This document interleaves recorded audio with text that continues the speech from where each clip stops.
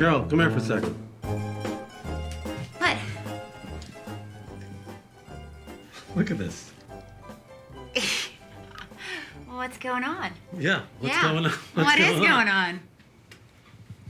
It's just material. Yeah, I know, but really, look at these pants. I've seen pants bunch up I have before, never yes. seen a bunch up like this in my life. This is like a 5-inch bunch up I got here. Well, you don't have to play with it. Is it a bad thing? Maybe it's not such a bad thing, you know?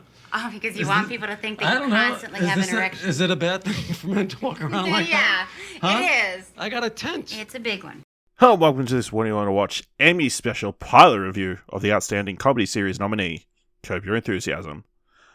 I'm your host, Ashley Hobley. Joining me today, Dylan Blight. Happy to be here to talk about a theme song and the meme that I assume you didn't know until you watched this. Oh yeah, I'd never heard that music before, ever.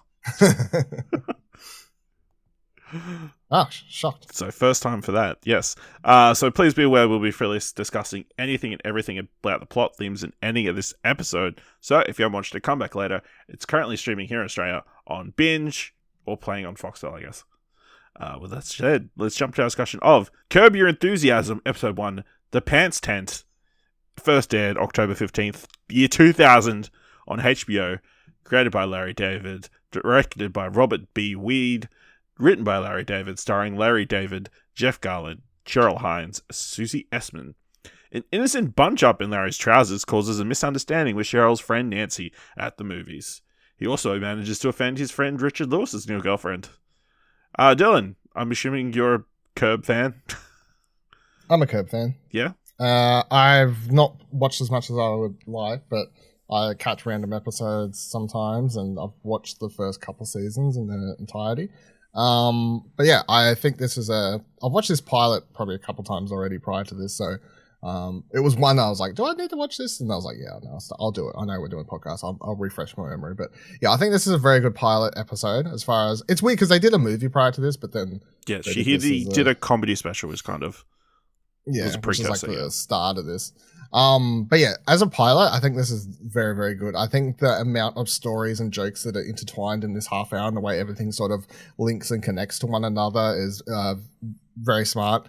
And then this episode sets the tone, I think, as far as is this humor going to be for me or not? Because it is literally just taking like situational awareness comedy, like this could be a stand-up joke, but it's literally just make it into a thing. You know, like you could picture him doing stand-up, and you know, you ever had the thing where you get your pants and it looks like you have an erection? You know, like that sort of like you could picture it as a stand-up joke being worked on, but instead it's like this whole story, and the way it interweaves and works everything, and everything comes together, I think is very funny. And the show certainly has a certain type of humor, and I understand if it's not for everyone, but I think it's very funny. Yes, so as anybody who's listened to any of our content knows, I'm not a fan of cringe or awkward situations. And that's what this show is. So, you know, just a series of awkward situations. To me, it's not a comedy, it's a horror movie. But, you know, yeah, there is obviously, you know, some funny moments, and obviously Larry David himself is quite funny, and, you know, in the moments, you know, like just the pants set, it was huge. It's, you know, it's too much fabric. How did it all get there? I think sitting down with pants, you know, it's a trouble. It's a problem, you know. So much fabric.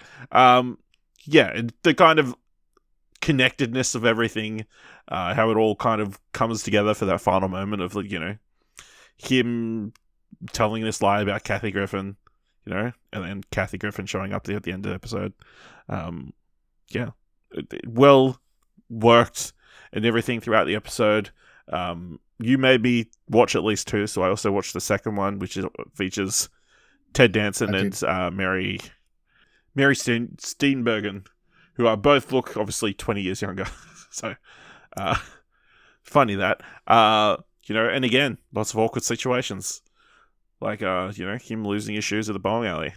Or this guy giving away his shoes and then having to go back and ask for his shoes back from this random dude who just accepted the shoes. And he's right. What kind of crazy person just accepts the shoes? I like this dude being like, what kind of person just gives someone else a shoe? It's an innocent mistake. What kind of person just takes someone's shoes? Like, they're comfortable. I know they're my shoes.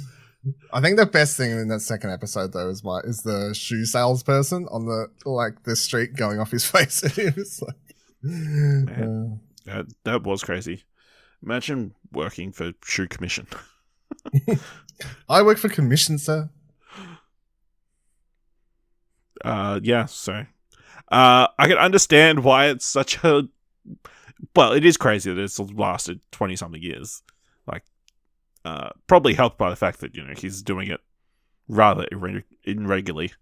Well, it was every year for a period, and then there was a stage there where there was like 3-4 years without the show, and then it's come back. And now there was a season last year, and they just announced that they're doing a 12th season or whatever. So season 8 finished June 11th, 2012, and it came back in 2018. Yeah. Oh no, that's the release date of the DVDs. Okay. I want air date. Yeah, so 2011, and then it came back in 2017. So, okay, yeah. 6-year break, and then, they only came back for 1 year, and then there was another, 3-year break between, 2-year break between 9 and 10, so yeah. And now we get 2 years in a row of it, so. We do. Obviously, we joke, but, I had heard the meme, I think, the end credits meme that of the music, which has become iconic. Obviously, these 2 episodes don't really have that kind of moment, I don't think. But I wouldn't say every episode ends that way, but usually every episode does end with something that leads into that. Maybe it's not Larry, but someone's had something awkward happen or something, and it's just that music starts playing. So yeah. So. I'm probably not going to keep watching it. Are you going to catch up at some point? Is that the hope? If I had time, I'd love to watch more, but it's just a lot of seasons and whatever else. If anything, I'd prefer, if anything, I could see myself just maybe watching the new season as it airs. If that's way more likely than, I mean, it's not like I need to keep up the fucking story. It's no, I can't imagine there is a season by season storyline. I feel like it is definitely just a situational. There is a storyline. His relationship with characters does change and whatever else, but it's not to the stage that you need to watch it in order to understand. It's not, not that type of show. Not that type of show, yeah. What was I going to say? And I mean, it is where the Seinfeld last episode. It is, season 9, I think. Whatever. Yeah, that was the thing, wasn't it? A big deal. Of course, they do name drop Seinfeld right at the top, He's alright, nobody cares. Nobody cares you created Seinfeld. Are you Jerry Seinfeld? No. Yeah. Alright. Let us know what you think of Curb Your Enthusiasm. Is it cringy all the time? Is it awkward all the time? Can I watch it? No, I can't. I got a side note. I really want to know. So HBO was supposed to put out this documentary, Larry and I, or something like that, or whatever, and it got pulled at the last second in February or January, something. It was supposed to air at the start, somewhere near the start of the year, and I was looking forward to watching it. And then pretty much the week before it was supposed to happen, apparently Larry David had it pulled, and no one knows why and what the reason is. So I'm very kind of annoyed because I think that would be interesting to watch. I don't know. Saving it for Curb, setting up Curb, or maybe, yeah. Side note, anyway. Interesting. All right, let us know what your thoughts are. Like I said, on Curb Your Enthusiasm by going to explosionetcom.com/Twitter, or you can jump to Discord at explosion.com/Discord. If you want to help us out here at What Do You Want to Watch, leave us a review on Apple Podcasts or on Podchaser, so leave 5 stars. Anywhere you can leave 5 stars, or just tell people about the show. And if you like this episode, thoughts with $1, head on over to our Ko-fi page at explosion.com/support. Thank you very much for listening. Until next time, keep watching stuff, I guess. And remember, if you sit at the end row in a cinema, be prepared. You have to stand up or at least move your fucking legs. He was totally in the wrong. What are you doing? Yeah. She was sitting all the way at the other end of the aisle. Just walk around.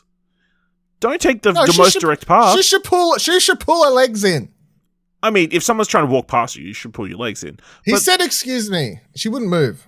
But Larry David should have gone down to the other end, the other aisle, either at He the could back have. of the cinema or at the front of the cinema. The movie hasn't He could started have. yet. Why do people have to take the most direct route to anything? You know what I mean? You don't need to go in a straight line.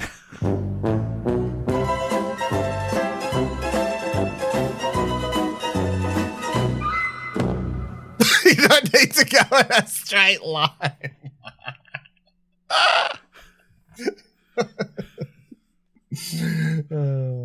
Just cut it there.